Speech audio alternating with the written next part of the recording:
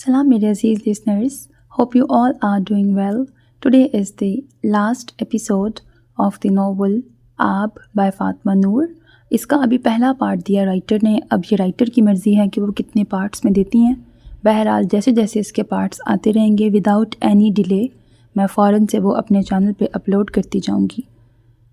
Last episode start करने से पहले एक छोटी सी रिक्वेस्ट, अगर अभी तक आपने मेरे चैनल को सब्सक्राइब नहीं किया तो do subscribe it right now because that's how you can encourage me. So let's start it. 3 साल कबल उसे सबसे पर रजब बिलाल की लाश मिली थी. वो उसके ऐन सामने पड़ा था. चेहरे पर मिट्टी के ज़र्रात थे, नाक से खून बह रहा था, उसका लिबास गीला था. ये वो लम्हा था जब काब अब्बास के अंदर से बहुत कुछ मर गया. ये वो लम्हा था जब उसने चंद लम्हों में मरने की अज़ियत महसूस की थी.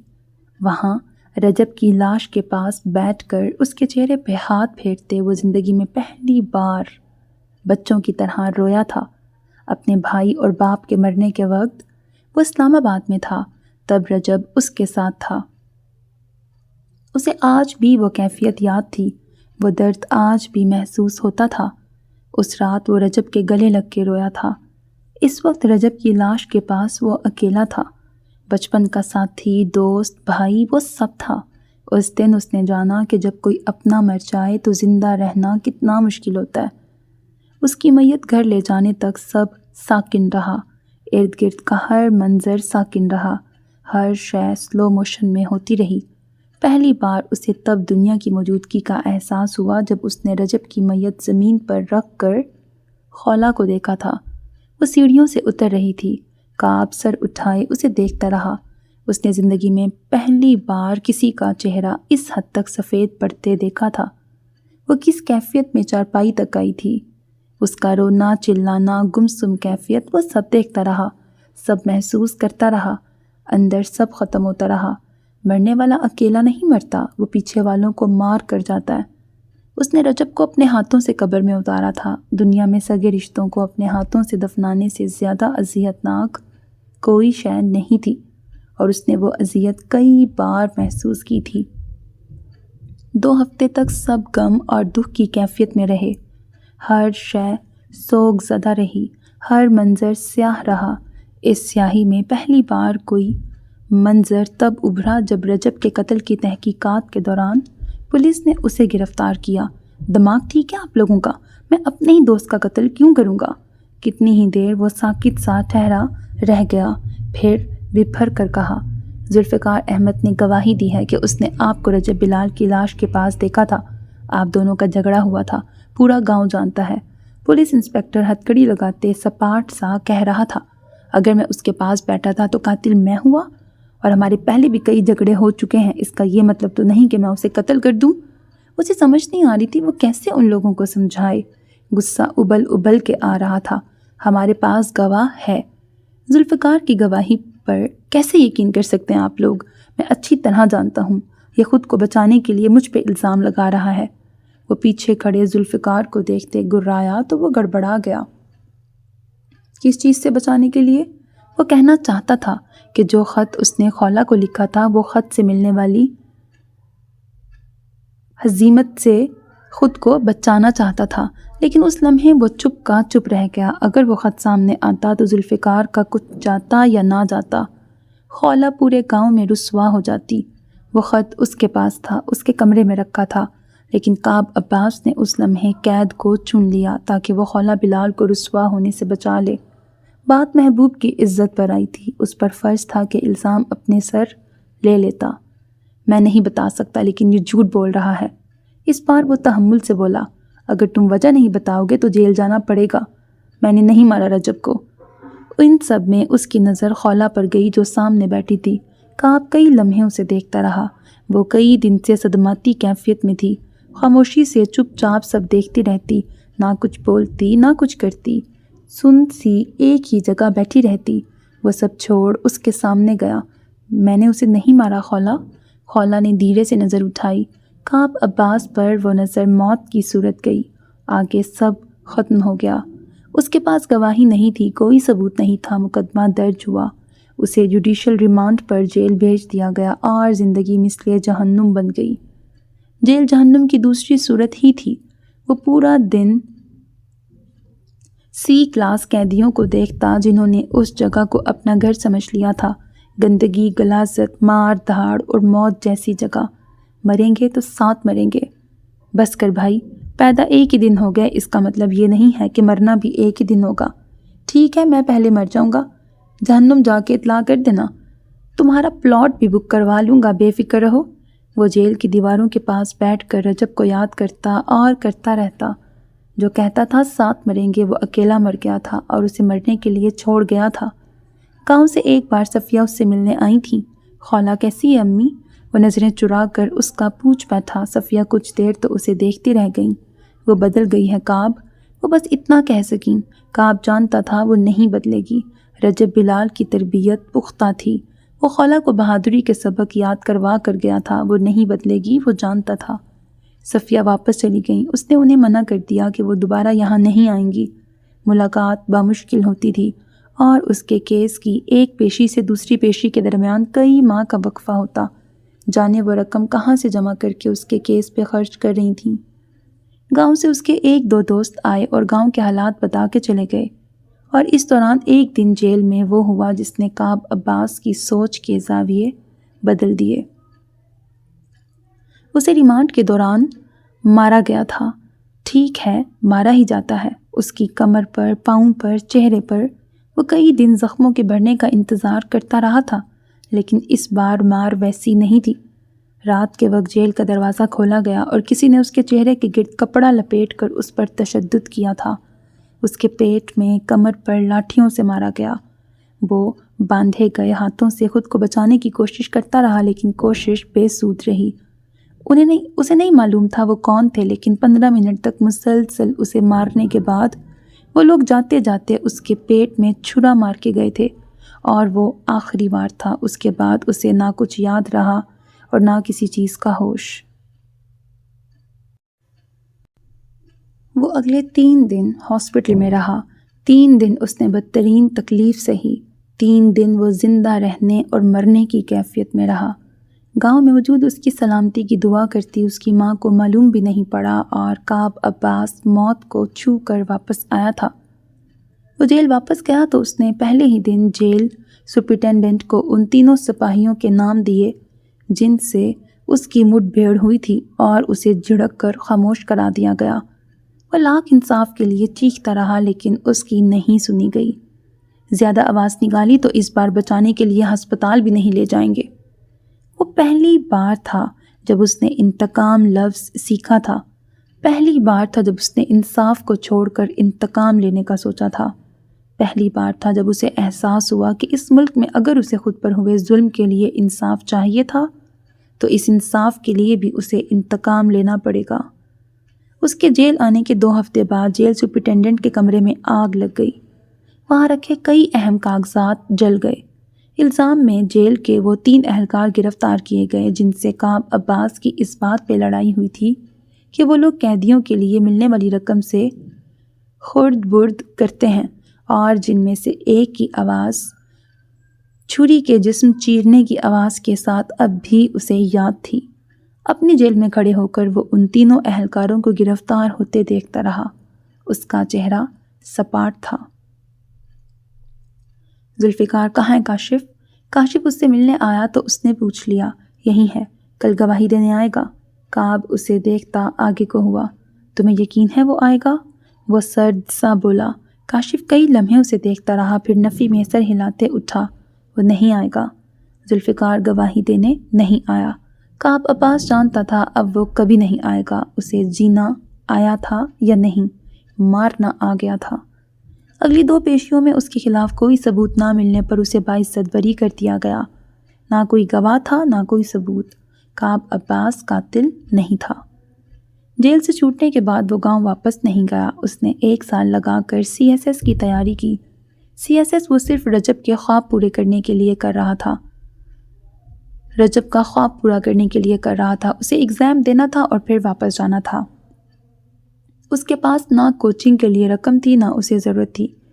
اسلام آباد میں اس نے اپنے کچھ دوستوں سے رابطہ کیا تو اس کے ایک دوست نے لاہور میں اپنے ایک کزن کا بتایا جس کے ساتھ وہ لاہور میں رہ سکتا تھا۔ کعب اگلے ہی دن وہاں پہنچا۔ دروازہ کھولنے پر اسے سب سے پہلا چہرہ حسیب نذیر کا نظر آیا۔ چھوٹے کٹے بال، کلین شیو چہرہ اور درمیانہ قد۔ کعب کو دیکھتے اس نے آنکھیں سکیڑی۔ کعب عباس؟ جی، اس نے سنجیدہ سے سر کو خم دیا۔ حسیب دروازہ کھولتے اندر داخل ہوا تو کعب نے اس کی تقلید کی۔ وہ 2 کمروں کا اپارٹمنٹ تھا، اوپن کچن اور چھوٹا سا لاؤنج جہاں صرف ایک صوفہ اور 7 میز رکھی تھی۔ اس نے طائرانہ نظر پورے اپارٹمنٹ پہ ڈالی۔ شاداب نے کہا تھا کہ تمہیں جگہ کی تلاش ہے۔ میں تو کرایہ لینا چاہتا تھا لیکن کیا کروں، اس کے احسانات ہیں مجھ پہ، ان احسانات کے عوض تم فری میں رہ سکتے ہو۔ میں نے کرایہ بھجوایا تھا۔ 10,000 میں تمہیں اتنا اچھا اپارٹمنٹ کہیں نہ ملے گا لڑکے، کم از کم وہ کرایہ نہیں تھا۔ مجھے ایک جگہ 5,000 میں بھی مل رہی تھی تو رہ لیتے نا وہاں، میرے سر پہ کیوں مسلط ہو گئے ہو؟ اسے غصہ آیا تھا۔ کعب نے اس بار کچھ نہیں کہا۔ اس نے بیگ نیچے رکھا اور حسیب کو دیکھا۔ رہنا کہاں ہے؟ اپارٹمنٹ میں جگہ ڈھونڈ لو کوئی، میں سونے جا رہا ہوں، وہ بیزاری سے کہتے جمائیاں لیتا کمرے کی طرف بڑھ گیا۔ کعب نے ایک بار پھر پورے اپارٹمنٹ پر نظر ڈالی۔ کونے میں ایک دروازہ تھا، اس نے آگے بڑھ کے کھولا تو وہاں کار کباڑ رکھا تھا۔ وہ چند لمحے کمرے کو دیکھتا رہا، پھر ٹھک سے دروازہ بند کر دیا۔ 2 گھنٹے بعد حسیب جاگا تو اسے سائڈ کمرہ روشن نظر آیا۔ اندر داخل ہونے پر اس کا تعجب، نیند اور حیرت بھگ سے اڑے۔ میرا سامان رکھا تھا یہاں؟ وہ چلایا۔ زمین پر گدا رکھتے کعب نے سر اٹھایا تو وہ منہ کھولے صدمے سے کمرے کو دیکھ رہا تھا۔ کیبل تار، ٹوٹی ہوئی کرسیاں، ایک بیکار لیپ ٹاپ، ان سب کے 5,230 روپے ملے ہیں۔ 5,000 میرے پاس ہیں اور 230 روپے تمہارے کمرے میں رکھ دیے ہیں۔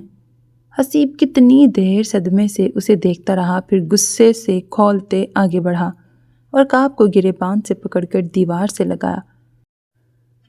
میرے باپ ہو جو میری اجازت کے بغیر سامان بیچ دیا؟ وہ پھنکارا۔ کعب نے ہاتھ گھما کر اس کا گریبان پہ رکھا ہاتھ کمر کے پیچھے لے جا کر مڑوڑا تو وہ کراہ کر رہ گیا۔ شاداب کو پورے 10,000 دیے تھے میں نے حسیب نذیر، نہ میں یہاں مفت میں رہ رہا ہوں اور نہ تم معصوم ہو۔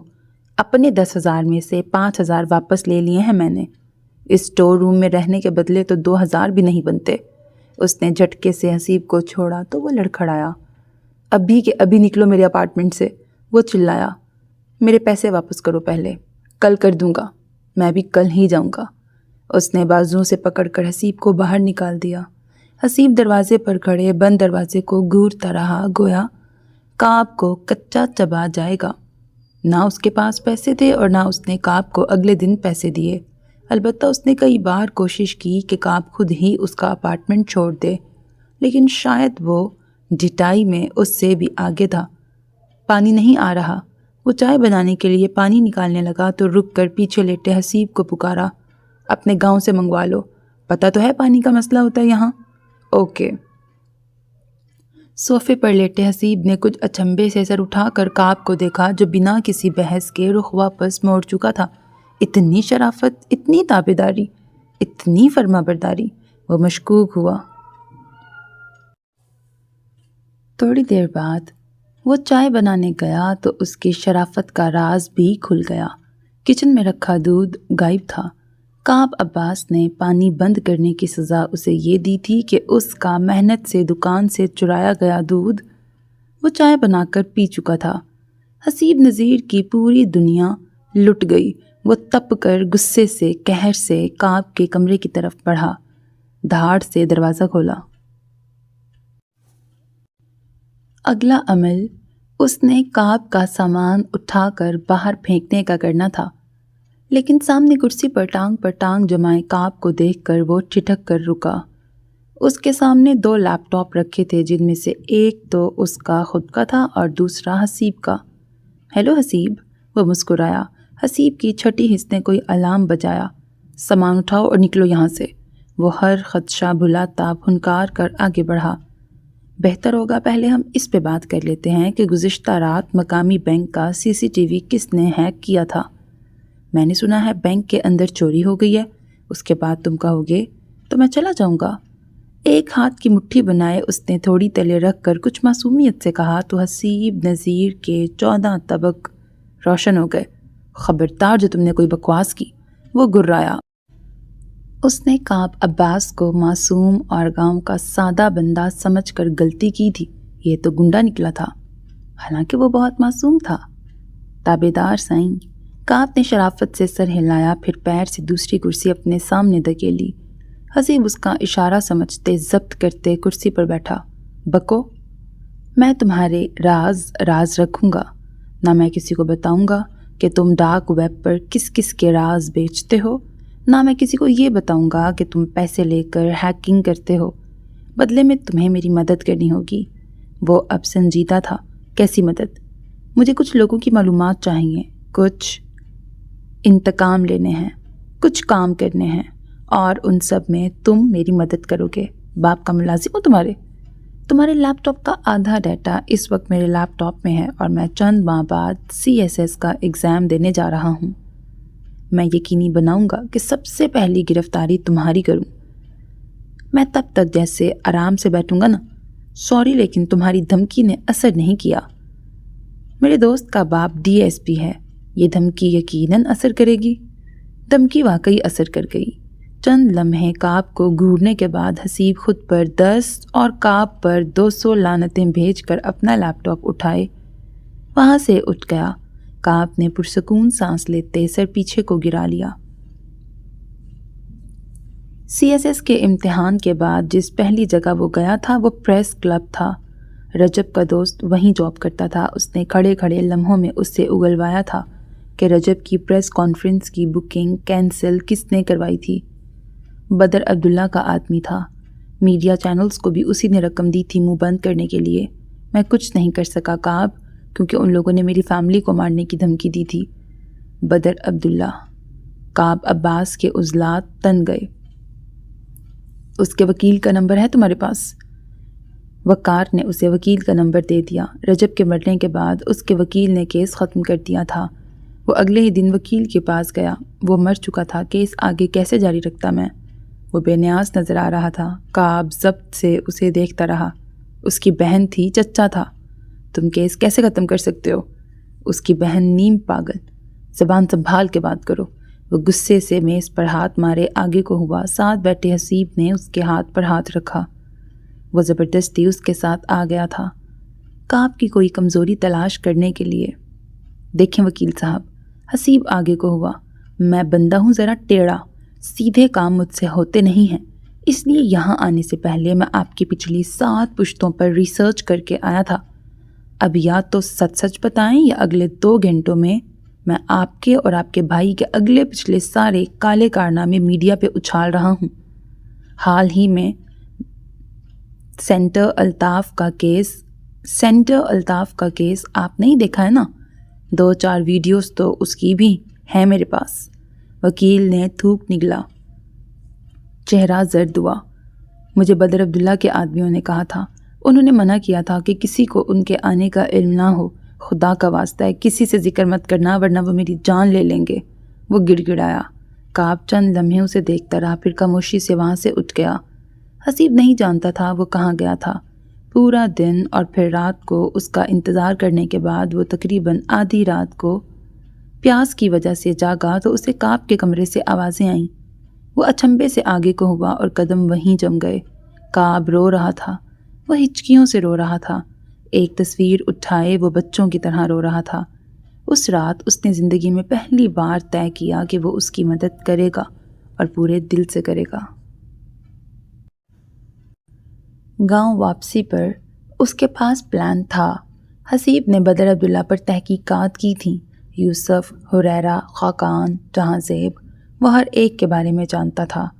جہاں-زیب چودھری اس کے باپ اور بھائی کا قاتل۔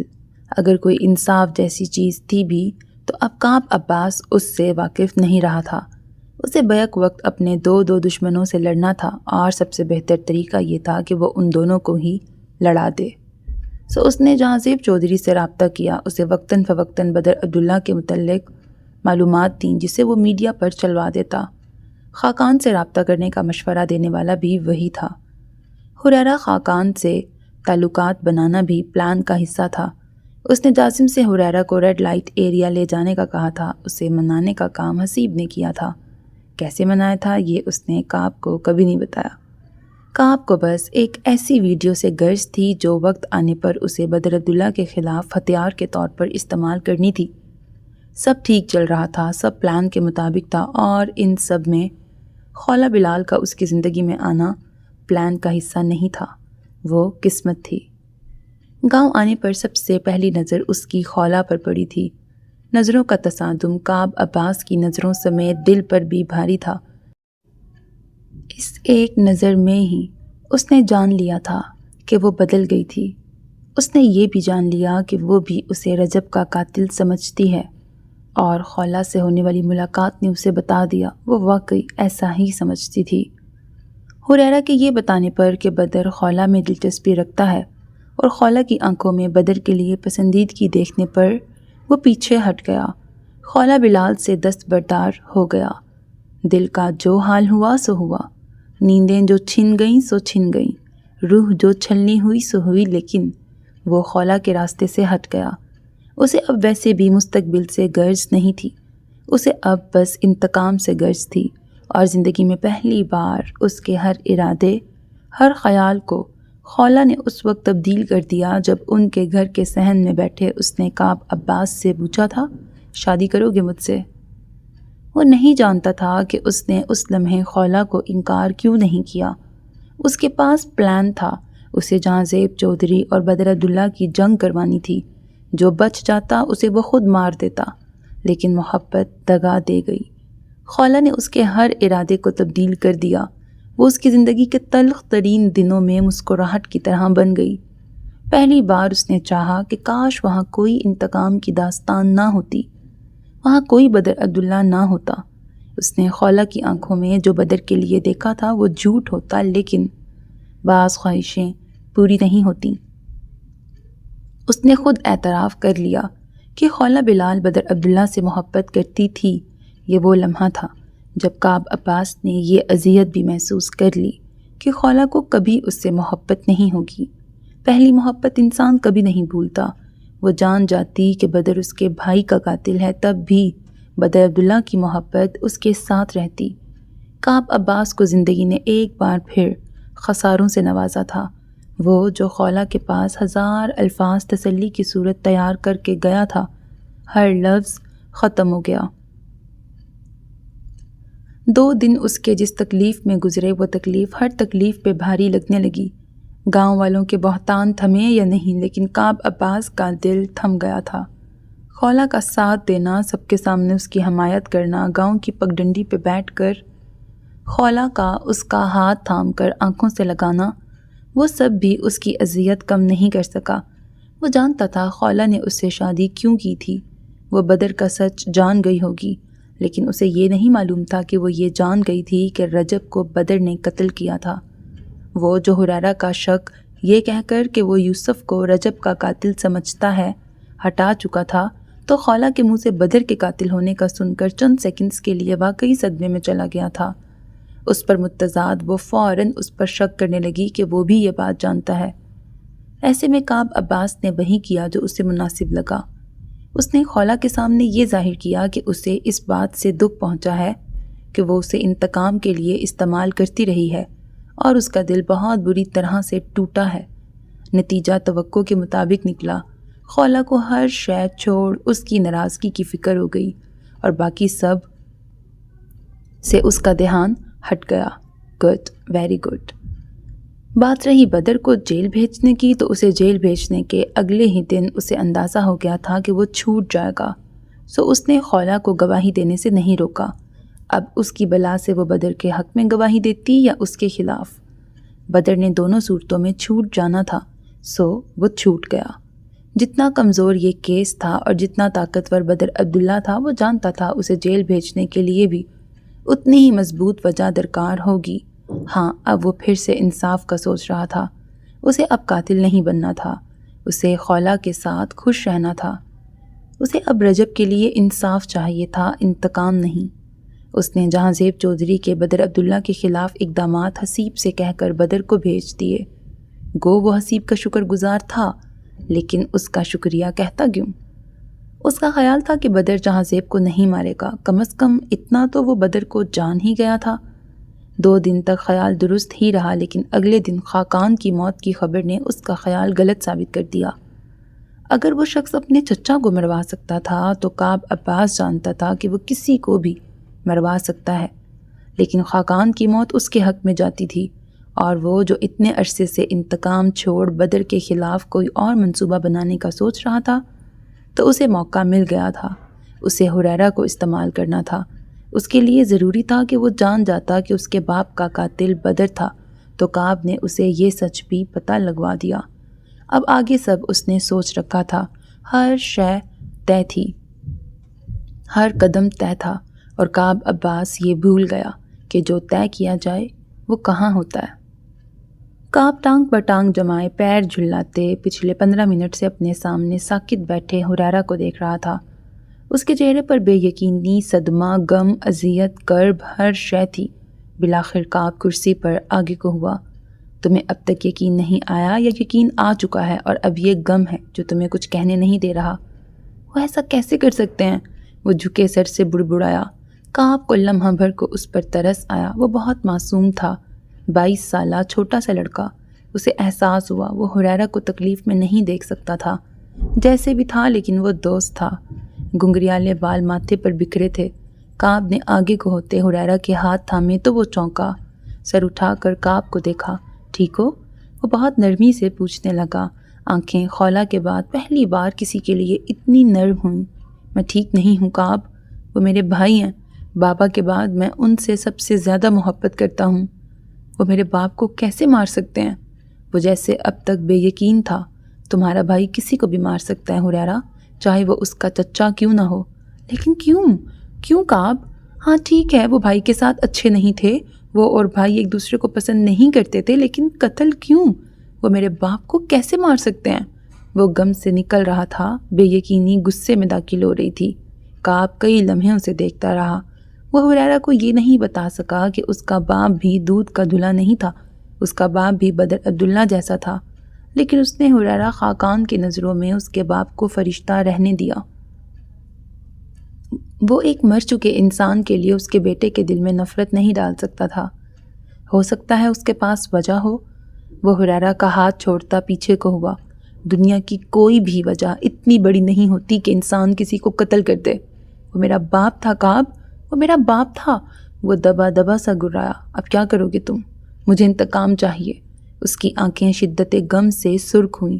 یہ وہ مقام تھا جب ذہن سے ہر شے مٹ گئی۔ انتقام جانتے ہو کیا ہوگا؟ جانتا ہوں۔ سوچنا بھی مت حریرہ، وہ سختی سے بولا۔ حریرہ نے رگڑ کر چہرے سے آنسو صاف کیے۔ میرا باپ مر چکا ہے اور تم میرے باپ نہیں ہو، وہ پھنکار کر کہتا اٹھا۔ کعب تیزی سے اٹھتے اس کے سامنے آیا اور اس کی کوہنی پکڑی۔ حریرہ رک گیا۔ اپنے بھائی کو قتل کرو گے؟ وہ میرے باپ کو مار سکتا ہے تو میں اسے کیوں نہیں مار سکتا؟ اس نے جھٹکے سے اپنا بازو چھڑایا۔ چہرہ سرخ ہو رہا تھا، آنکھیں نم تھیں، ہونٹ کانپ رہے تھے۔ وہ تازہ کئی صدموں سے گزرا تھا۔ ہم انتقام کے بجائے انصاف کی طرف بھی جا سکتے ہیں۔ انتقام واحد راستہ نہیں ہوتا۔ کعب نے دونوں ہاتھ اٹھائے۔ کس انصاف کی بات کر رہے ہو؟ جیل بھیجنے کی؟ میں تمہیں چیلنج دیتا ہوں کعب، بدر بھائی کو جیل بھیج کر دکھاؤ تم۔ میں یہ کر سکتا ہوں، وہ مضبوطی سے بولا۔ میں لعنت بھیجتا ہوں اس ملک کے انصاف پر۔ وہ جیل جائیں گے اور اگلے ہی دن اس ملک کا انصاف خود انہیں باعزت ان کے گھر چھوڑ کے جائے گا۔ جس انصاف کا تم کہہ رہے ہو وہ اسے جیب میں رکھ کے گھومتے ہیں۔ وہ بول نہیں رہا تھا، گرا رہا تھا۔ کعب چند لمحے اسے دیکھتا رہا۔ تم ابھی تک اسے بھائی کہہ رہے ہو حریرہ، کیسے مارو گے اسے؟ حریرہ خاقان تھم گیا، دل رک گیا۔ اسے ایک بار پھر غم ہوا، اسے ایک بار پھر اذیت ہوئی۔ روکے گئے آنسو بہہ نکلے۔ وہ چند لمحے کعب کو دیکھتا رہا، پھر تھک کر آگے کو ہوا اور کعب کو گلے لگایا۔ کعب عباس ساکت رہ گیا۔ وہ میرے بھائی تھے کعب، میرا بھائی میرے باپ کو کیسے مار سکتا ہے؟ وہ چھوٹا لڑکا ہچکیوں سے رو رہا تھا۔ کعب کو سختی سے گلے لگائے وہ پہلی بار یوں رو رہا تھا۔ کعب کے ہاتھ بے ساختہ حریرہ کی پیٹھ پر گئے۔ اس نے آہستہ سے اس کی پیٹھ تھپکی۔ حریرہ کی ہچکیاں بند گئیں۔ میں اپنا باپ کہاں سے لاؤں؟ مجھے نیند نہیں آتی تھی تو وہ میرے ساتھ بیٹھ جاتے تھے، میں ڈرتا تھا تو وہ مجھے تسلی دیتے تھے، باپ مر جائے تو مجھے بتاؤ زندہ کیسے رہا جائے۔ کعب کے گلے میں گلٹی ابھری، اسے وہ 20 سالہ لڑکا یاد آیا جو اپنے باپ کے مرنے پر اپنے دوست کے گلے لگے رو رہا تھا، اور رجب یوں ہی اس کا کاندھا تھپک رہا تھا۔ میں ہوں نا تمہارا باپ، دوست، بھائی، اسے گلے لگائے رجب نے آہستہ سے کہا تھا، اور اس نے رجب بلال پر یقین کر لیا۔ میں ہوں نا تمہارا باپ، بھائی، دوست، میں ہوں حریرہ، وہ پرعزم سا بولا۔ حریرہ خاقان نے یقین کر لیا۔ وہ چند لمحے اس کے گلے لگے روتا رہا، پھر پیچھے کو ہوا۔ کعب نے اس کی پیٹھ تھپکی۔ میں ہوں حریرہ، اور میں تمہیں کچھ غلط نہیں کرنے دوں گا، ہم انتقام نہیں انصاف لیں گے۔ وہ اسے یقین دلا رہا تھا۔ حریرہ نے سر ہلا دیا، اس نے کعب کے سامنے سر ہلا دیا۔ اب میری بات سنو، کیا تم جانتے ہو رجب کو کس نے مارا تھا؟ حریرہ اسے دیکھتا رہا، پھر سر ہلایا۔ کعب نے اس کے چہرے پر سے ہاتھ ہٹایا۔ کیسے؟ بھائی نے، انہوں نے میرے سامنے اعتراف کیا تھا۔ وہ جو کچھ اور سننے کی توقع کر رہا تھا چونکا۔ تمہارے سامنے؟ میں اور یوسف تھے وہاں، بھائی نے ہمارے سامنے اعتراف کیا تھا۔ جب رجب کو قتل کیا گیا تو یوسف وہاں پر موجود تھا۔ یوسف گواہی دے گا؟ وہ پرسوچ تھا۔ میں نہیں جانتا۔ کعب چند لمحے خاموش رہا، دماغ میں بیک وقت بہت کچھ چل رہا تھا۔ پھر اس نے حریرہ کو دیکھا۔ عدالت میں گواہی دو گے؟ تم تو کہتے تھے کہ رجب کو یوسف نے مارا ہے۔ بکواس کرتا تھا میں۔ کیوں؟ کیونکہ میں نہیں چاہتا تھا کہ تم میرے راز جان لو۔ اس نے سادگی سے شانے اچکائے۔ اب کیوں رازدار بنا رہے ہو؟ کیونکہ اب میں نے تمہیں دوست بنا لیا ہے۔ وہ مسکرایا۔ پہلے کیا تھا میں؟ وہ نم سی آنکھوں سے خفا سا بولا۔ پہلے میں تمہیں استعمال کر رہا تھا۔ وہ واپس بیٹھا۔ حریرہ کو برا نہیں لگا۔ اس نے زکام زدہ سانس اندر کھینچی، گلے میں بہت کچھ اٹکا۔ تم کیا کرو گے؟ میں عدالت میں کیس دائر کروں گا۔ میں عدالت میں کیس دائر کر رہا ہوں۔ مجھے رجب کے لیے انصاف چاہیے۔ تم چاہتے ہو میں بھائی کے خلاف گواہی دوں؟ میں چاہتا ہوں کہ چشمدید گواہ گواہی دے حریرہ۔ یوسف ایسا نہیں کرے گا، اسے یقین تھا۔ کعب نے کاندھے اچکائے۔ دیکھیں گے، فی الحال گھر جاؤ، یوں رہو جیسے کچھ ہوا ہی نہیں ہے۔ وہ سامنے آئے تو میں ضبط کھو دوں گا۔ تم اس کے سامنے مت آنا، مجھے کچھ کام ہے، جلد دوبارہ ملیں گے۔ وہ موبائل پر کوئی میسج بھیجتا اٹھا۔ حریرہ نے سر ہلا دیا۔ کعب چلا گیا تو اس کے تاثرات تبدیل ہوئے، آنکھوں کی سرخی بڑھ گئی، چہرہ سپاٹ ہوا۔ آسمان پر محو سفر چاند کی روشنی زمین کے چاروں کونوں میں پھیلی تھی۔ گاؤں کے آسمان پر شہر کے پولیوشن زدہ دھوئیں کے نہ ہونے کے باعث ستارے صاف نظر آتے تھے۔ ان ستاروں نے چمکتے ہوئے رخ ایک دوسرے کی طرف سے موڑ کر نیچے جھانکا تو وہ سفید لباس والی لڑکی نظر آئی جو جائے نماز پر بیٹھی تھی۔ دوپٹہ چہرے کے گرد پھیلائے وہ سلام پھیر رہی تھی۔ سلام پھیرنے کے بعد وہ کچھ دیر سرسراتی ہوا کو سنتی رہی، پھر دونوں ہاتھوں کو دعا کی صورت اٹھایا۔ چند لمحے خالی ہاتھ کو دیکھنے کے بعد اس نے ہاتھ گرا دیے، گھٹنے کھڑے کرتے چہرہ ان پر ٹکایا، نظر سامنے تھی۔ صحن میں چند گلاب کے پھول کھلے تھے۔ رجب کو گلاب بہت پسند تھے۔ دادی کہتی ہیں کہ ہر سوال صرف تب تک سوال رہتا ہے جب تک ہم اس کا جواب ڈھونڈنے کی کوشش نہ کریں۔ ان کے پاس میرے سوالوں کے جواب نہیں تھے، اور میں صرف یہ پوچھنا چاہتی تھی کہ اللہ کو کھونے کے بعد واپس کیسے پا سکتے ہیں۔ میں اٹھی، نیند قربان کی اور تہجد پڑھنا شروع کی۔ مجھے میرے سوال کا جواب مل گیا۔ اس کی آنکھیں نم ہوئیں۔ قربانی دے کر، نفس کی، نیند کی، پسند کی، بہت سی قربانیاں دے کر اللہ کو پایا جاتا ہے۔ توبہ کے بعد پہلی چیز قربانی دینا ہے۔ جس گناہ سے توبہ کی ہے اس کی طرف واپس نہ جانا۔ نفس کی قربانی، جو عبادت شروع کی ہے اس پر ہمیشگی اختیار کرنا۔ نیند کی قربانی، اللہ کی طرف جانے والا راستہ قربانیوں سے بھرا ہے، اور میں اس راستے کے لیے کوشش کرنا چاہتی ہوں۔ اس نے گھٹنے سیدھے کیے، ہر طرف خاموشی تھی۔ ہو کا عالم۔ کعب اندر سو رہا تھا، صفیہ ابھی جاگ جاتی۔ چند لمحے وہ آلتی پالتی مارے بیٹھی رہی۔ چند قطرے جائے نماز پہ گرے۔ مجھے ان غلطیوں کے لیے معاف کر دیں جن پر شرمندہ ہوں۔ میری اس توبہ کو قبول کر لیں جس کے لیے میں رو رہی ہوں۔ میں بہت بری تھی اللہ، لیکن اب اچھی بن جاؤں گی تاکہ آپ مجھ سے محبت کر لیں۔ بھائی کہتا تھا اللہ کی محبت وہ واحد محبت جو کھو جائے تو اس پہ رونا چاہیے۔ وہ چند لمحوں کو رکی رہی، آنسو تیز ہوئے۔ بھائی مر جائے تو صبر کیسے کیا جاتا ہے اللہ؟ میں ہمیشہ سوچتی رہی کہ جو کچھ ہوا اس سب میں سب سے زیادہ مظلوم کردار میرا تھا۔ میں خود کو سب سے زیادہ مظلوم سمجھتی رہی۔ میں نے کعب پر الزام لگانے میں خود کو حق بجانب سمجھا کیونکہ میرا بھائی مرا تھا۔ میں نے بھائی کی ہر تربیت بھلا دی کیونکہ میں سمجھتی رہی کہ مجھے غم منانے کا حق ہے۔ میں بد زبان بن گئی تاکہ لوگوں کو علم نہ ہو سکے کہ میری زبان میرا غم چھپا رہی ہے۔ میں غلطیوں پر غلطیاں کرتی گئی، بنا کچھ سمجھے، بنا کچھ سوچے۔ غلطیوں کا احساس تب ہوا جب مجھے ٹھوکر لگی۔ اس نے دائیں ہاتھ کی انگلی سے جائے نماز پر سیدھی لکیر کھینچی۔ میں جانتی تھی وہ برا ہے۔ اس برے سے مجھے اچھی لگنے والی محبت ہو گئی۔ جب وہ اچھا لگنا شروع ہوا تب اس کا برا ہونا یاد آ گیا۔ تب تک دیر ہو چکی تھی۔ میں محبت نام کے اس جرم میں برابر کی شریک تھی۔ اس کی حوصلہ افزائی نہ کرتی تو شاید وہ رک جاتا۔ مجھے اس ایک بات کے لیے افسوس ہے، اس کے ساتھ اس ایک مقام پر میں برا کر گئی۔ وہ قاتل تھا تو مجھے اسے سزا دلوانی چاہیے تھی، لیکن آپ جانتے ہیں اللہ، آپ جانتے ہیں قانون اس کا غلام ہے۔ میں کیا کرتی؟ اس نے سر گھٹنوں میں دے دیا، ہچکیاں نکلنے لگیں۔ میں اسے کبھی نہیں بھول پاؤں گی اللہ۔ میرے دل کا ایک حصہ اس سے نفرت کرتا ہے، اتنی نفرت کہ میں چاہتی ہوں میں اسے مار دوں، لیکن میرے دل کا دوسرا حصہ آج بھی اس سے محبت کرتا ہے، اتنی محبت کہ جب میں اسے مارنے لگتی ہوں تو میرے ہاتھ کانپ جاتے ہیں۔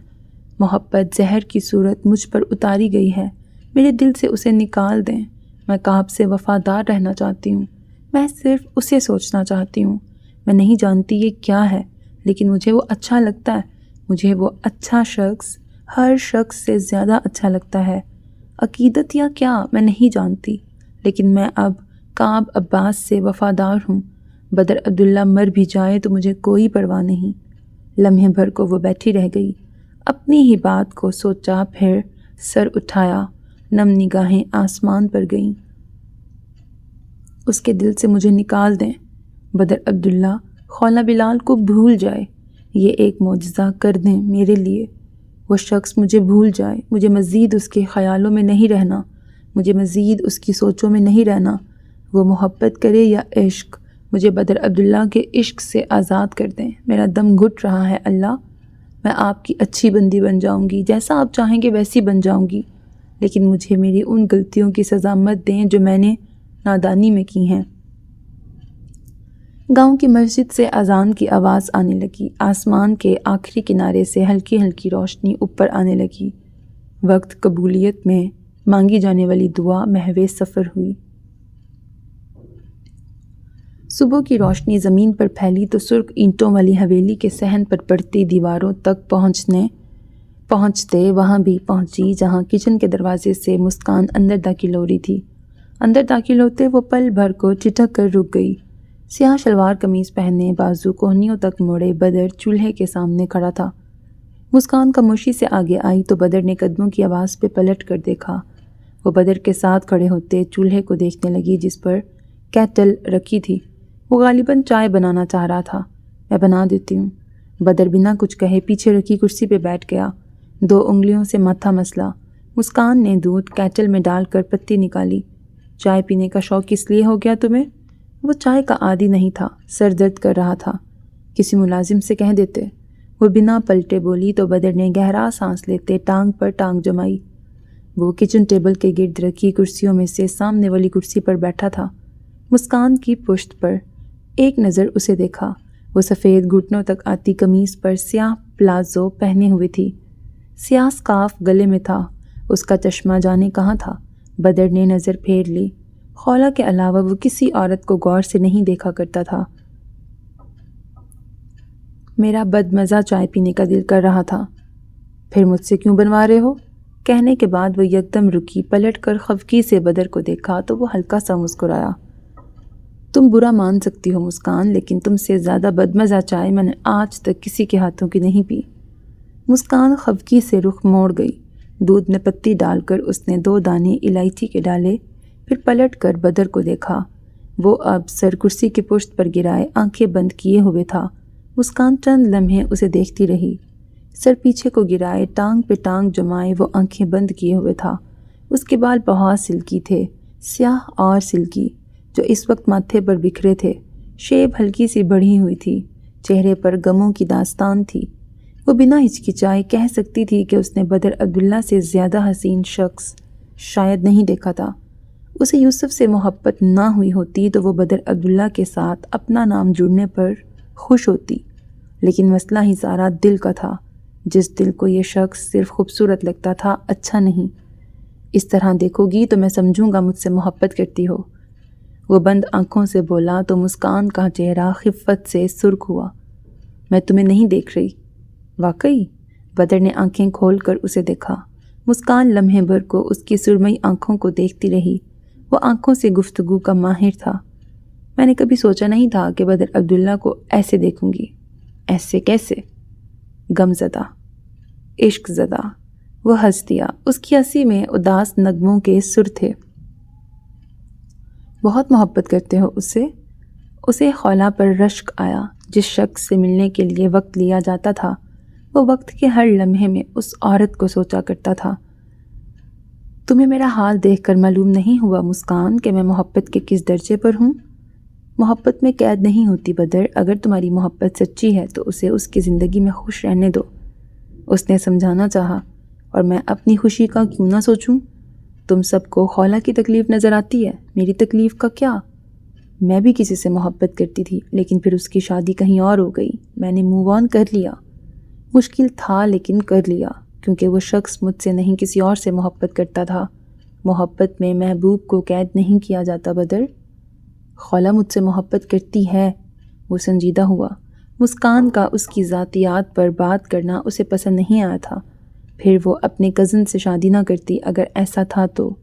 وہ بدر کو جواب دیتی پلٹی، چائے میں چینی ڈالی۔ اس نے مجھے تکلیف دینے کے لیے ایسا کیا ہے اور مجھے تکلیف مل گئی، بات ختم۔ اب وہی ہوگا جو میں چاہوں گا۔ تم بہت ضدی ہو، اس لیے میں تمہیں پسند نہیں کرتی۔ تم مجھے آپ کہا کرتی تھی۔ اس نے ناگواری سے مسکان کی پشت کو دیکھا۔ کہا نا، میں تمہیں پسند نہیں کرتی، اور جنہیں میں پسند نہ کروں انہیں عزت دینا چھوڑ دیتی ہوں۔ بدر اس بار خاموش رہا، پھر آنکھیں بند کر کے کھولیں۔ مجھے چچا کے لیے افسوس ہے۔ مسکان نے جواب نہیں دیا۔ چائے کپ میں ڈال کر وہ بدر تک آئی، کپ اس کے سامنے رکھا اور نظر اٹھائی۔ تمہارا مسئلہ پتہ کیا ہے بدر؟ تم دوسروں کو لاکھ تکلیفیں دو، تمہیں ذرا بھی احساس نہیں ہوگا، لیکن اگر کوئی تمہیں ذرا سی تکلیف دے دے تو تمہیں لگتا ہے گویا تمہارے ساتھ بہت ظلم ہو گیا ہے۔ جتنی تکلیفیں تم نے سب کو دی ہیں نا، ابھی تمہیں ان کا 1% بھی واپس نہیں ملا۔ مجھے نہیں معلوم خولا نے تمہیں کس لیے تکلیف دینی چاہی، لیکن اب اس کا پیچھا چھوڑ دو۔ وہ کسی اور کی بیوی ہے، اور اخلاق کا مظاہرہ کرتے ہوئے تمہیں اب اس کا نہیں سوچنا چاہیے۔ وہ سنجیدگی سے کہتی فریزر کی طرف بڑھی، ٹھنڈے پانی کی ایک بوتل اٹھائی اور کچن سے نکل کر اپنے کمرے کی طرف بڑھ گئی۔ اس کے جانے کے بعد بدر کے چہرے کے تاثرات بگڑے۔ اب یہ عورت بھی مجھے اخلاقیات سکھائے گی، جو اپنے ہی منگیتر کے بھائی سے محبت کرتی رہی ہے۔ اس نے کپ اٹھاتے منہ سے لگایا، پھر فوراً نیچے کیا۔ چہرے پر کڑواہٹ پھیلی۔ کم از کم ڈھنگ کی چائے بنانا ہی سیکھ لو مسکان۔ میں بد مزہ چائے پینا چاہتا تھا، زہر نہیں۔ وہ چلایا، لیکن مسکان جا چکی تھی۔ اس نے بڑبڑاتے ہوئے کپ پیچھے کیا۔ جب کوئی ملازم کچن میں داخل ہوا۔ سر، واصف جمشید صاحب آئے ہیں۔ بدر کے ماتھے پر بل پڑے۔ یہ کس لیے آیا تھا؟ مردانے میں بٹھاؤ اسے۔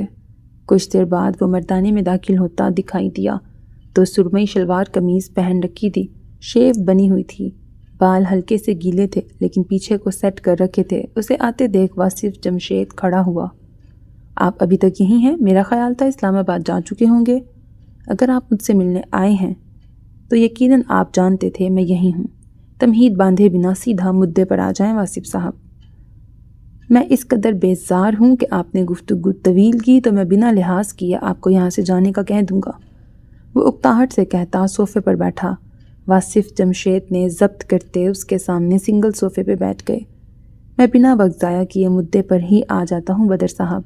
چیئرمین صاحب آپ کے رویے سے خوش نہیں ہیں۔ پارٹی کو آپ کی وجہ سے کافی مشکلات کا سامنا کرنا پڑ رہا ہے۔ اوپر سے آج آپ کو حلف اٹھانا تھا، لیکن آپ اب بھی یہیں ہیں۔ میری کچھ مجبوریاں تھیں، اس نے گویا جان چھڑانے کو وضاحت دی تھی۔ آپ کی مجبوریاں حکومت کے سامنے معنی نہیں رکھتی۔ مجھے چیئرمین صاحب نے بھیجا ہے کہ آپ کو بتا دوں، آپ کا یہی رویہ رہا تو وزیر خارجہ کا حلف نہیں اٹھائیں گے۔ بدر انہیں دیکھتا آگے کو ہوا، چہرے پر سرد مہری چھا گئی۔ اور میں چپ چاپ آپ کی بات مان لوں گا؟ آپ کی پارٹی کو فنڈز دیے ہیں میں نے، اسمبلی کی سیٹ جیتی ہے، شروع سے طے تھا کہ میں وزارت کا حلف اٹھاؤں گا۔ اب آپ زبان سے پھر رہے ہیں۔ آپ کا رویہ ہمیں مجبور کر رہا ہے۔ پہلے قتل کیس، پھر ایک خاتون کے ساتھ آپ کا نام اچھالا گیا۔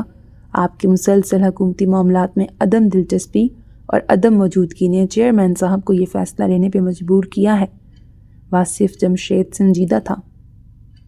اور میں یقین کر لوں، جیسے میں جانتا نہیں ہوں کہ ان کے بہنوئی کب سے وزارت خارجہ کے عہدے کے لیے کوشش کر رہے تھے۔ وہ تلخی سے مسکرایا۔ آپ اب حد سے بڑھ رہے ہیں بدر صاحب، حد میں آپ رہیں واصف۔ میرے گھر میں بیٹھے ہیں، ایک بات کان کھول کے سن لیں، مجھے حکم ماننے کی عادت نہیں ہے، نہ ہی نہ سننے کی عادت ہے۔ میں چیئرمین صاحب کی بہت عزت کرتا ہوں، اور آپ کے لیے بہتر ہوگا کہ اس عزت کو عزت ہی رہنے دیں۔ اگر مجھ سے میرا تخت چھینا گیا تو میں کئی تخت الٹ کے رکھ دوں گا، وہ سختی سے کہتا اٹھا۔ واصف جمشید اسے دیکھتے کھڑا ہوا۔ آپ کا یہی رویہ رہا تو آپ سب کھو دیں گے، جائیں یہاں سے واصف صاحب۔ برداشت تو وہ اپنے باپ کو بھی نہیں کیا کرتا تھا۔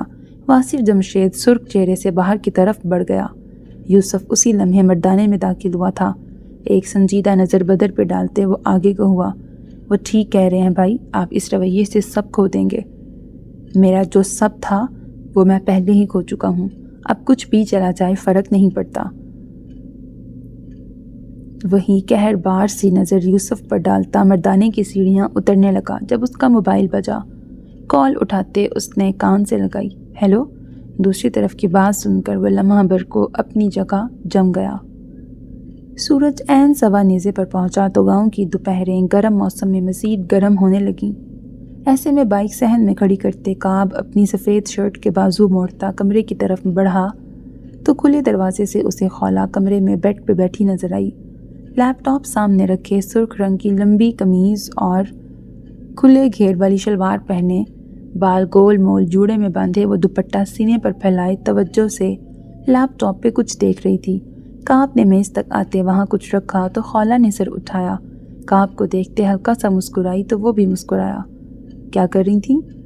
ایڈمیشن کا چیک کر رہی تھی۔ اگلے ماہ سے ایڈمیشن ہو رہے ہیں یونیورسٹی میں، تم فیس بھر لو گے نا؟ ظاہر ہے بھر لوں گا، تم اس کی ٹینشن نہ لو۔ وہ بیڈ پہ خولا کے سامنے بیٹھا تو اس نے لیپ ٹاپ کی اسکرین گرا دی۔ میرے بابا کی زمین چچا کے پاس ہے، وہ کہہ رہے تھے کہ میرا حصہ میرے نام کر دیں گے۔ یقین کرو میں اتنا غریب نہیں ہوں کہ تمہاری یونیورسٹی فیس نہ پے کر سکوں۔ تمہارا CSS؟ میں نے CSS کی تیاری خود کی تھی خولا، اب بھی میں مزدوری کر لوں گا، کھیتوں میں کام کر لوں گا، لیکن تمہاری فیس بھروں گا، ٹینشن مت لو۔ وہ اس کے سامنے نیم دراز ہوا تو خولا ہلکا سا مسکرائی۔ کسی زمانے میں تم رونا روتے تھے کہ تمہیں جاب نہیں مل رہی اور تمہیں اپنی زمینیں بیچنی تھی، تب میں پاگل تھا۔ وہ ہنسا۔ اب نہیں ہو؟ وہ دلچسپی سے ایک ہتھیلی تھوڑی پہ ٹکائے پوچھنے لگی تو کعب اسے دیکھتا رہا، پھر وہ اٹھا، چہرہ آگے کو کیا، خولا کی آنکھوں میں دیکھا اور دیکھتا رہا۔ تمہاری محبت میں ہوں؟ اس نے سرگوشی کی تو خولا کا چہرہ سرخ پڑا۔ تمیز سے رہو۔ اس کے آرز دہک اٹھے تھے۔ کعب ہنس دیا۔ جو حکم سائیں۔ کہاں گئے تھے صبح سے غائب ہو؟ یہیں کہیں تھا یار۔ یہیں کہیں کہاں؟ اب تم مجھ پہ شک کرنا شروع کر دو کہ میں چھپ چھپ کے لڑکیوں سے ملتا ہوں۔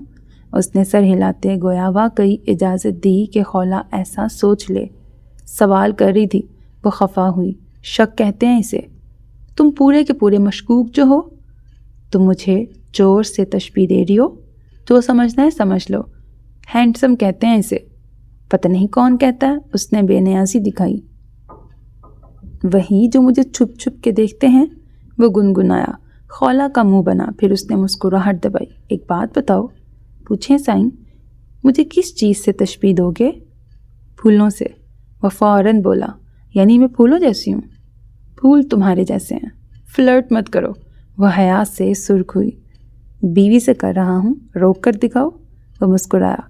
خولا کا چہرہ مزید سرخ ہوا۔ وہ لیپ ٹاپ اٹھاتی کھڑی ہوئی۔ چچا کے گھر جانا تھا مجھے، چلی جاؤں؟ خیریت؟ شیر دل کل لاہور جا رہا ہے۔ اوہ چلو میں چھوڑ دیتا ہوں، واپسی پہ لینے آ جاؤں گا۔ نہیں، شیر دل کہہ رہا تھا وہ خود آ جائے گا۔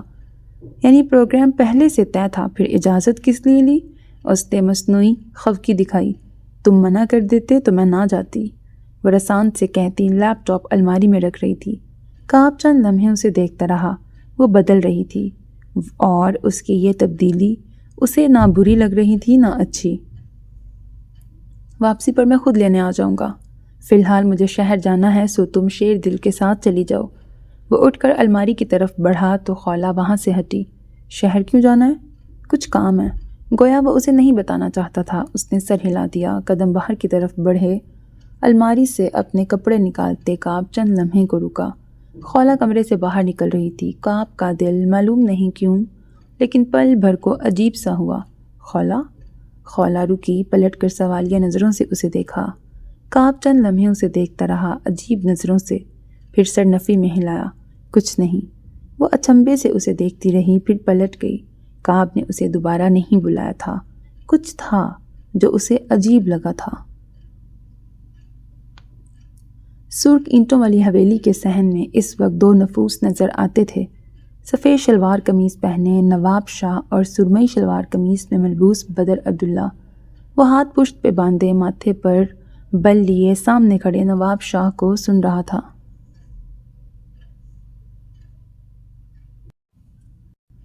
میں ساری بات آپ کو بتا چکا ہوں۔ چیئرمین صاحب کو آپ سے بدظن کیا گیا ہے اور یہ کام جہانزیب چودھری کے حامیوں کا ہے۔ وہ مر چکا ہے۔ کیسے؟ وہ تیزی سے بولے تو بدر کے چہرے پر بیزار کن تاثرات چھائے۔ کیا اس سے فرق پڑتا ہے؟ فرق پڑتا ہے، اسی لیے پوچھ رہا ہوں۔ آپ کو جو سمجھنا ہے سمجھ لیں، اسے وضاحت نہیں دینی تھی۔ نواب شاہ آگے کو ہوا اور بدر کے کاندھے پر ہاتھ رکھا۔ معاملہ خراب ہے بدر۔ جہانزیب چودھری کا چھوٹا بھائی چیئرمین صاحب کا دوست ہے، سارا معاملہ اسی نے خراب کیا ہے۔ وہ تمہارے راز جانتا ہے۔ کیسے راز؟ وہ ٹھٹکا۔ جہانزیب چودھری چند لمحے اسے خاموشی سے دیکھتا رہا۔ خولا بلال کے بارے میں؟ اس کا نام کوئی اس سب میں لایا تو میں زمین میں گاڑ دوں گا اسے۔ وہ گرایا۔ نواب شاہ نے اپنا ہاتھ بدر کے کاندھے سے ہٹایا۔ تم اسے لے کے واقعی سنجیدہ ہو؟ بات اب سنجیدگی کی بھی نہیں رہی شاہ صاحب۔ اس عورت کو اگر کسی نے دیکھا بھی تو میں آنکھیں نوچ لوں گا اس کی۔ پھر وزارت کی دوڑ چھوڑ دو۔ وہ سنجیدگی سے بولے، چناؤ کا موقع دے رہے ہیں، میں لمحہ بھی نہیں لگاؤں گا خولا کو چننے میں۔ چناؤ کا میں نہیں کہہ رہا۔ شاہزیب چودھری کو لگتا ہے اس کے بھائی کو تم نے مروایا ہے۔ اس نے ایک دن لیا ہے اور چیئرمین صاحب کے ذہن میں یہ بات ڈال دی ہے کہ تم وزارت کے اہل نہیں ہو۔ وہ ویسے بھی پارٹی ممبرز کے دباؤ کے باعث تمہیں وزارت دے رہے تھے۔ ان کے بہنوئی اس وزارت کے امیدوار تھے۔ بہرحال بات مختصر کرتے ہیں، شاہزیب چودھری چاہتا ہے کہ تم پیچھے ہٹ جاؤ، ورنہ وہ خولا اور تمہارا قصہ ایک بار سرخیوں میں لے آئے گا۔ سیاستدانوں کو ایسے قصے بدنام کر دیتے ہیں۔ انہوں نے تحمل سے سمجھایا۔ بدر ایک قدم آگے کو ہوا۔ مجھے ایک لمحہ نہیں لگے گا شاہزیب کی قبر اس کے بھائی کے ساتھ بنانے میں۔ قتل و غارت ہر مسئلے کا حل نہیں ہوتا۔ وہ سنجیدہ اور تحمل سے کہنے لگے، تو آپ کے نزدیک اس مسئلے کا حل کیا ہے؟ تم مان لو گے؟ میں سن لوں گا، مانتا تو میں اپنے باپ کی بھی نہیں تھا۔ اس نے ہاتھ پشت پہ باندھے، چہرہ سپاٹ ہوا۔ چند دنوں کے لیے خاموش ہو جاؤ، اور چند دن بعد وزارت تمہاری۔ کیسے؟ چیئرمین صاحب کو اپنے بہنوئی کو وزارت پہ بٹھانے کا شوق پورا کر لینے دو۔ ان چند دنوں میں خاموشی سے جو چاہو احتیاط کے ساتھ کر لو۔ چند دن گزر گئے تو سب بہتر ہو جائے گا۔ آپ اب لیکن کہہ سکتے ہیں۔ وہ سنجیدہ تھا۔ لیکن تمہیں خولا بلال سے دستبردار ہونا پڑے گا۔ مجھے منظور نہیں ہے، اس نے تخت رد کیا۔ تم معاملہ ہلکے میں لے رہے ہو بدر، اس عورت کی وجہ سے تم بہت نقصان اٹھا چکے ہو۔ خولا کے مزید پیچھے جاؤ گے تو تم خبروں میں آ جاؤ گے۔ پورا علاقہ جانتا ہے کہ تم نے عدالت میں الزام خود پر کیوں لیا تھا۔ مزید اس کے پیچھے جانا تمہیں برباد کر دے گا۔ میں اس کے پیچھے نہ گیا تو میں فنا ہو جاؤں گا۔ اوہ کم آن بدر، ایک عورت ہی تو ہے وہ اکتائے۔ میں اس ایک عورت کو مرنے سے پہلے آخری سانسوں میں بھی چن لوں گا۔ مجھے تم پہ حیرت ہے۔ وہ واقعی حیران ہوئے۔ وہ حیرت میرا عشق ہے۔ تم سوچ لو بدر، چناؤ تمہارا ہے۔ اگر تمہیں تخت چاہیے تو خولہ بلال کو چھوڑ دو۔ وہ اس مرتبہ کچھ نہیں بولا۔ نظر حویلی کی اینٹوں پر تھی، نظروں میں سرخ لباس والی لڑکی کا عکس تھا۔ نواب شاہ چند لمحے اس کے جواب کا منتظر رہا، لیکن وہ کچھ نہیں بولا۔ میں تمہارا خیر خواہ ہوں بدر، ایک بات بتائیں۔ پوچھو۔ ہمیں جو چاہیے ہو وہ نہ ملے تو کیا کرنا چاہیے؟ چاہی گئی بعض چیزیں نہ ملیں تو ان پہ صبر کر لینا چاہیے۔ بعض چیزیں نہ ملیں تو ان پہ صبر کر لینا چاہیے۔ چاہا گیا کچھ بھی نہ ملے تو؟ نواب شاہ کو تعجب ہوا۔ اس شخص کو ہوا کیا تھا؟ تمہارے پاس سب کچھ تو ہے۔ میرے لیے جو میرا سب کچھ ہے وہ میرے پاس نہیں ہے۔ ہاتھ پشت پر باندھے اس نے آنکھیں بند کیں۔ اسے یاد آیا وہ خولہ کو خدا سے مانگنا بھول گیا تھا۔ تمہاری جیسی زندگی جینے کی لوگ خواہش کرتے ہیں بدر، خود کو برباد مت کرو۔ ان لوگوں میں سے کسی ایک کو میری زندگی چاہیے ہو تو بتائیے گا۔ مجھے کسی گلی کے موڑ پر آخری گھر چاہیے۔ نواب شاہ نے بدقت ضبط کیا۔ اس شخص کو عشق لڑ گیا تھا۔ بہرحال بہتر ہوگا اب تم پرانے بدر بن جاؤ۔ جو ہو گیا اسے بھول جاؤ۔ جو ہوا ان میں عشق بھی شامل ہے۔ اس نے گہری سانس فضا کے سپرد کی، پھر آنکھیں کھولتے جہاں زیب چودھری کو دیکھا۔ چہرہ اب سپاٹ تھا۔ آپ بے فکر رہیں، میں جانتا ہوں مجھے کیا کرنا ہے۔ کچھ غلط مت کرنا بدر۔ انہوں نے تنبیہ کی۔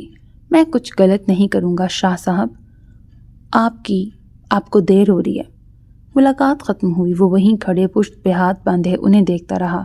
نواب شاہ بدر کو دیکھتے رہے، پھر سر کو خم دیتے پلٹ گئے۔ انہیں بدر کا انداز ہضم نہیں ہو رہا تھا۔ وہ کچھ کرنے جا رہا تھا، لیکن کیا؟ اس کے جانے کے بعد بدر نے قدم آگے بڑھائے ہی تھے جب گیٹ سے حاشر نظر آیا۔ وہ رک کر اسے دیکھنے لگا۔ اس کے چہرے پر مار کے نشانات تھے اور وہ ہلکا سا لنگڑا کے چل رہا تھا۔ بدر کے سامنے آتے نظریں جھکا لیں۔ اتنا تو میں جانتا ہوں کہ وہ نہیں مرا۔ کیوں نہیں مرا یہ جاننے کا منتظر ہوں، وہ سنجیدگی سے کہہ رہا تھا۔ حاشر نے شرمندگی سے نظر اٹھائی۔ وہ پہلے سے جانتا تھا میں اس کا پیچھا کر رہا ہوں۔ وہ تیار تھا۔ اب کہاں ہے؟ اسے غصہ نہیں آیا تھا۔ حاشر کو حیرت ہوئی۔ میں نے آدمی بھیجے ہیں اس کے پیچھے، انہیں کہو واپس آ جائیں۔ کعب عباس کو میں اپنے ہاتھوں سے ماروں گا، سرد سی آواز میں کہتے وہ اندر کی طرف جانے لگا، پھر رکا۔ کسی کو بھیج کے پتہ لگاؤ کہ خولہ کہاں ہے۔ وہ پلٹ گیا۔ حاشر وہیں رکا رہا۔ بدر کمرے کی طرف بڑھا۔ سیڑھیوں سے اوپر چڑھتے ہوئے اسے حریرہ نیچے آتا نظر آیا۔ اس نے سوچا کہ وہ حریرہ کو نظر انداز کرے گا، لیکن حریرہ بنا اس کی طرف دیکھے بے تاثر چہرے سے نیچے اترا تو بدر رکا۔ کہاں غائب ہو تم 2 دن سے؟ اس کے لہجے میں درستگی تھی۔ حریرہ رکا، پلٹ کر بدر کو دیکھا جو سیڑھیوں پر کھڑے رخ موڑے اسے دیکھ رہا تھا۔ یہی ہوں، وہ بے تاثر لہجے میں بولا۔ حرکتیں درست کر لو اپنی حریرہ، مجھے تمہاری آپ میرے باپ نہیں ہیں بھائی، اس لیے مجھے حکم مت دیں۔ وہ سپاٹ سا کہتا نیچے اتر گیا۔ لمحے بھر کو بدر کے دل میں کوئی دکھ سا ابھرا۔ وہ حریرہ سے ناراض تھا۔ وہ چاہتا تھا وہ اسے منائے۔ ہاں شاید وہ مان جاتا، لیکن ایسا رویہ، کیا اس نے واقعی سب کھو دیا تھا؟ سر جھٹکتے وہ اوپر بڑھا۔ قدم اب شکستہ تھے۔ اپنے کمرے میں آتے اس نے ایک ٹھنڈی سانس ہوا کے سپرد کی، ایک نظر کمرے پر دوڑائی۔ اگر لوگوں کو لگتا تھا کہ وہ ہار جائے گا تو ایسے لوگوں کو وہ منہ کے بل گرانے جا رہا تھا۔ اس سے نہ کوئی تخت چھین سکتا تھا، نہ خولہ بلال کو۔ آگے کو بڑھتے اس نے دروازہ بند کر دیا۔ کوئی نہیں جانتا اگلے 1 گھنٹے تک وہ کمرے سے باہر کیوں نہیں نکلا۔ حاشر باہر منتظر رہا، لیکن بدر کہاں غائب تھا وہ نہیں جانتا تھا۔ وہ 1 گھنٹے بعد باہر نکلا تو اس کے ہاتھ میں موبائل تھا۔ چہرہ سنجیدہ، سپاٹ۔ سیڑھیوں سے اترتے صحن کی طرف آتے اس نے حاشر کو ہاتھ سے اشارہ کیا تو وہ فوراً آگے کو ہوا۔ وہ کہاں ہے؟ ابھی گھر سے نکلی ہیں، گاڑی میں جا کے بیٹھو۔ حاشر گاڑی کی طرف بڑھا تو وہ ایک لمحے کو رکا، پلٹ کر حویلی کو دیکھا۔ چہرے پر سرد مہری چھا گئی۔ میں ایک آخری چال چلنے جا رہا ہوں ملکہ، اور کہانیوں میں لکھا گیا ہے کہ ملکہ ہمیشہ سلطان کی ہوتی ہے۔ کس کے خلاف کیس درج کرانا ہے؟ حوالدار نے اونگتے ہوئے بمشکل کہا تو اس کے سامنے کرسی پہ بیٹھے کعب نے سیدھے ہوتے ایک انگلی میز پر بجائی۔ حوالدار نے سر اٹھایا۔ پہلے جا کے سول لیں، پھر آ کے مقدمہ کر لیجئے گا، مقدمہ درج کر لیجئے گا۔ حوالدار کھی کھی کر کے ہنس دیا۔ کعب سنجیدہ لگ رہا تھا۔ کیا کریں بھائی، دن رات کام کر کے نیند ہی پوری نہیں ہوتی۔ تم نام بتاؤ کس کے خلاف مقدمہ درج کرنا ہے؟ میں جو نام لینے جا رہا ہوں وہ آپ کی نیند اڑا دے۔ مجھے بدر عبداللہ کے خلاف مقدمہ درج کرانا ہے، میرے دوست خالہ زاد بھائی رجب بلال کے قتل کا۔ حوالدار کی نیند واقعی اڑ گئی۔ جھٹکے سے سر اٹھا کے اس نے سامنے بیٹھے لڑکے کو دیکھا جو نیلی جینز پر سیاہ شرٹ پہنے ہوئے تھا، بال پیچھے کو جمے تھے اور چہرہ روشن تھا۔ وہ پچھلے 5 منٹ سے وہاں بیٹھا تھا اور حوالدار نے کئی لوگوں کو مڑ مڑ کے اسے دیکھتے دیکھا تھا۔ بدر عبداللہ کون؟ بدر عبداللہ ولد عبداللہ جہانداد، موجودہ MNA اور اگر ہو سکا تو وزیر داخلہ بھی۔ حالانکہ حالات کچھ اور کہہ رہے ہیں۔ وہ سادگی سے شانے اچکا گیا۔ حوالدار پین بند کرتا آگے کو ہوا۔ بھائی صاحب ذرا دوبارہ سے غور کریں اور پھر نام لیں۔ آپ بدر عبداللہ کا ہی نام لے رہے ہیں نا؟ وہ تمسخر سے کعب کو دیکھنے لگا۔ میں جانتا ہوں میں بدر عبداللہ کا ہی نام لے رہا ہوں۔ آپ مقدمہ درج کر رہے ہیں یا میں اپنے طریقے سے درج کرواؤں؟ تم مرو گے اور مجھے بھی مرواؤ گے۔ اس نے مقدمہ درج نہیں کیا۔ کعب آگے کو ہوا، دونوں ہاتھ باہم ملائے اور سرد آنکھوں سے حوالدار کو دیکھا۔ میرے دوست کا باپ DSP ہے، میرا ایک دوست نیوز اینکر ہے، ایک دوست کا بھائی وکیل ہے۔ میں 1 گھنٹے میں ان تینوں کو یہاں لے کے آ سکتا ہوں اور میں یقینی بناؤں گا کہ سب سے پہلے میں اپنے نیوز اینکر دوست کو لاؤں۔ اب مقدمہ درج کر رہے ہیں یا میں واقعی میں اپنی بات پر عمل کروں؟ وہ سختی سے بولا تو حوالدار کچھ بڑبڑاتے ہوئے فائل پر جھکا۔ کون سا بدر عبداللہ نے گرفتار ہو جانا تھا؟ چند لمحے کعب وہیں بیٹھا رہا۔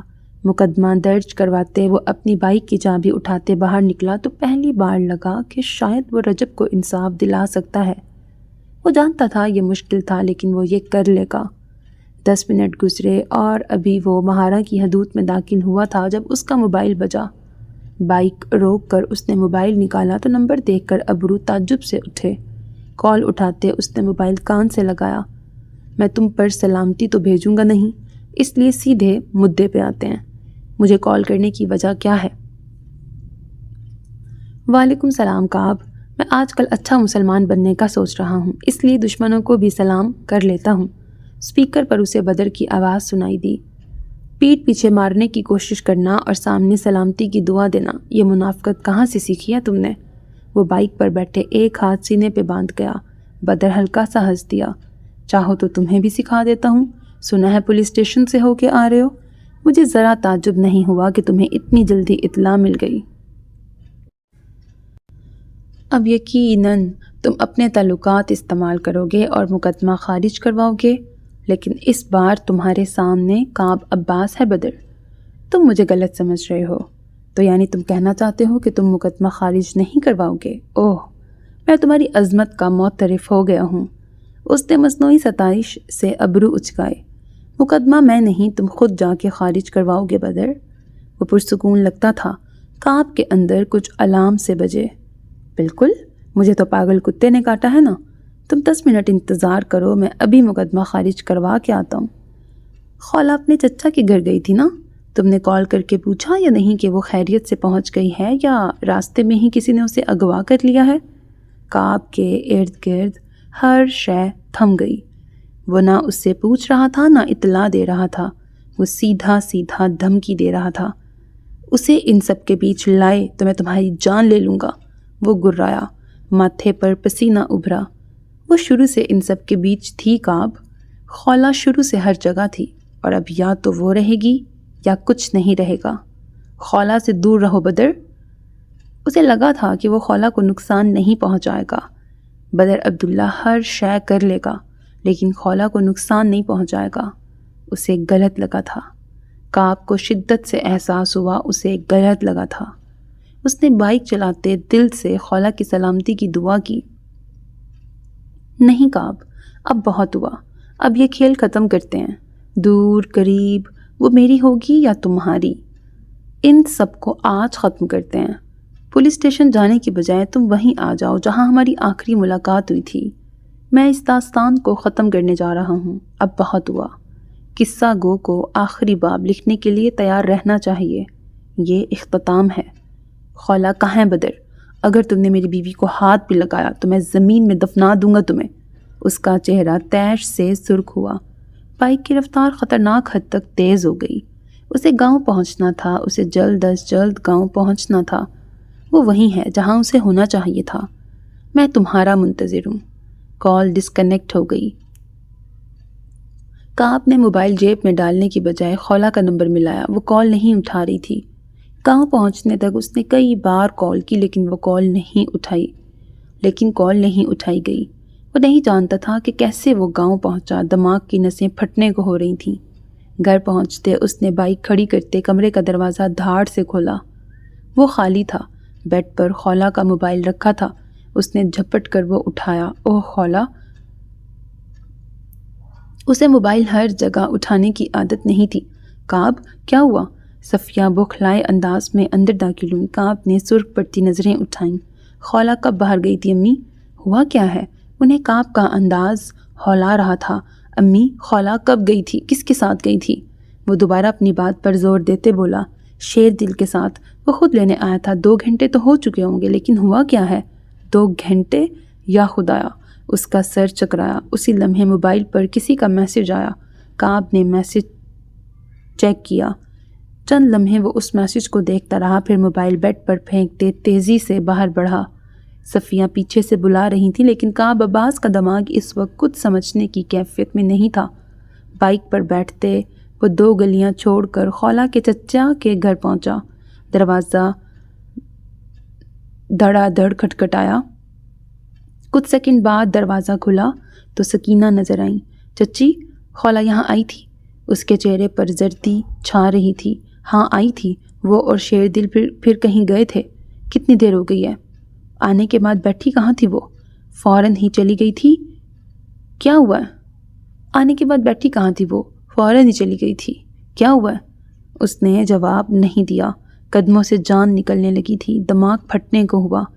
یہ آخری چیز تھی جو بدر کو کرنی چاہیے تھی۔ جہنم میں گیا انصاف، بھاڑ میں گیا مستقبل۔ اس کا ضبط ختم ہوا۔ ہریرہ ٹھیک کہتا تھا۔ انصاف بدر عبداللہ کا غلام تھا۔ ہریرہ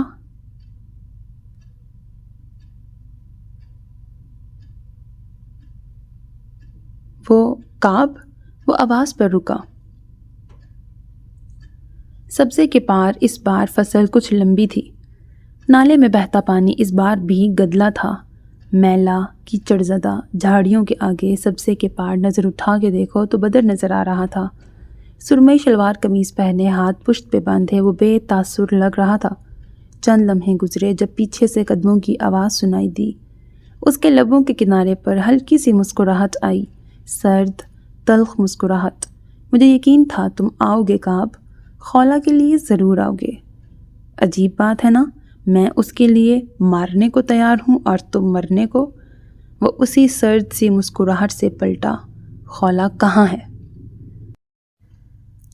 سو میرے عزیز listeners, this was the end of this episode. Hope that you like it. اپنا بہت خیال رکھیے گا۔ نیک تمناؤں کے ساتھ اللہ حافظ۔